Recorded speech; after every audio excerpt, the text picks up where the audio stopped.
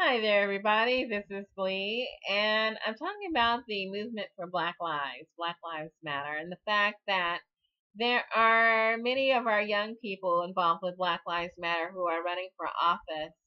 And I have said that a run for political office may result in an actual win at the ballot box, and then sometimes it doesn't result in an actual win at the ballot box, but it does result in an actual win in terms of changing public discussion or the range of acceptable ideas or the Overton window, whereby those people who run for office are provided with a platform, a microphone, access to media, access to the public, and a venue in which to express a range of ideas or policy points.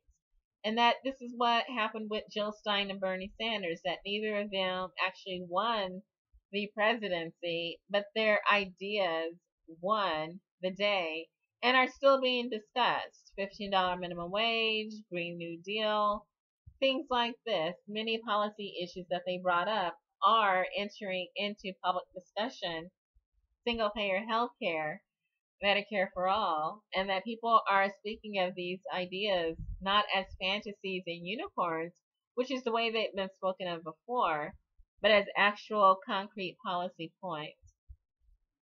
And so that's the value of people who are and were and will be activists with the Black Lives Matter movement.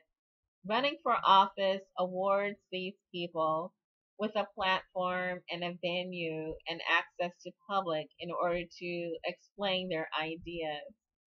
That much times there is unfortunate media propaganda and a dismissal of Black Lives Matter activists as terrorists. And this is false. And that this term was also used against Martin Luther King. It was also used against Nelson Mandela. This type of media hatred, propaganda, and an effort to gaslight the public into thinking that these people and their ideas don't matter. And we know that that's not true. And so this is the value with people running for office as members of Black Lives Matter. This is an article at Syracuse.com. Black Lives Matter leader Rahzie Seals to run for Syracuse Common Council.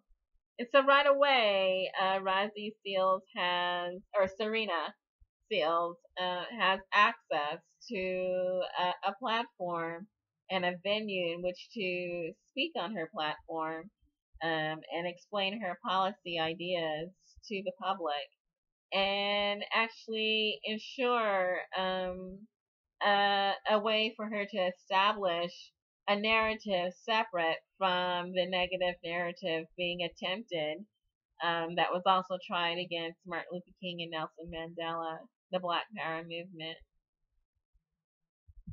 So Serena is running for the Common Council's 4th District in Syracuse.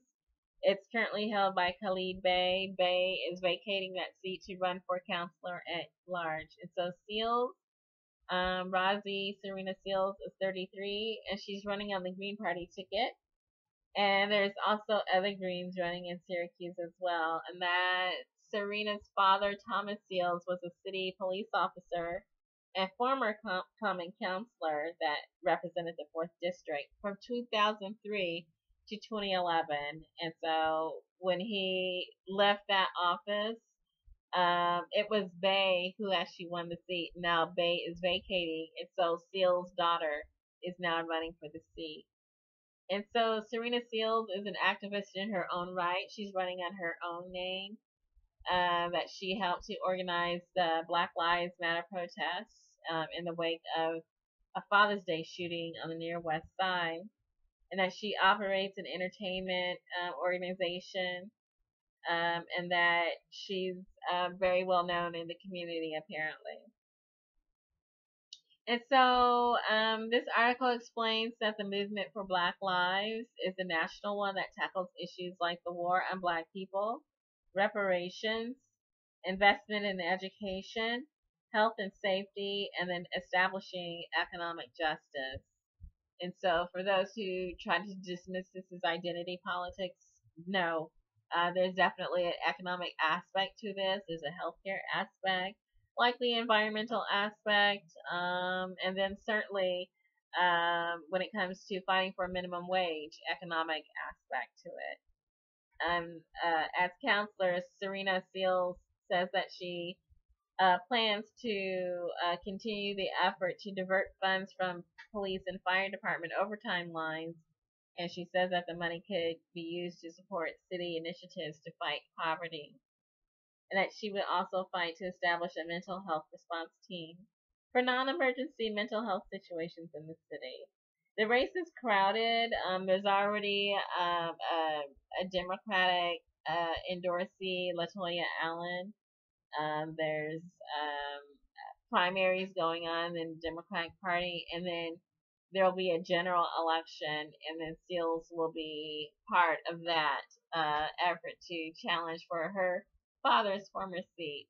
So I say good luck, and definitely in terms of winning the office, but even more so, good luck in terms of getting uh, um, corrections to the media narrative surrounding Black Lives Matter. Good luck.